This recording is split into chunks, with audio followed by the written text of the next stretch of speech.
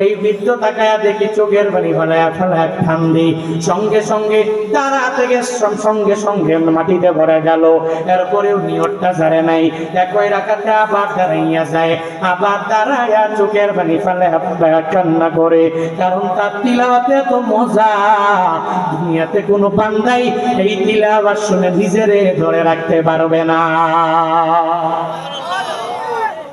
তিলাওয়াত যদি সুন্দর হয়, দেখবেন এই তিলাওয়াত যদি একবার পর্যন্ত করে এক রাকাতে এক দাঁড়ানোতে, এরপরেও কিন্তু কোনো খারাপ লাগা কাজ করবে না, অনুভূতিটা ভালোই লাগবে, ভালোই লাগবে। আর বলে হুজুর খালি পরে বড় মজা লাগে, কারণ তার তিলাওয়াতে এত মজা।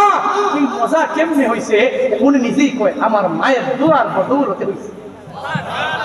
সুবহানাল্লাহ বলে না, আর জোরে বলে না সুবহানাল্লাহ। الحمد لله رب العالمين।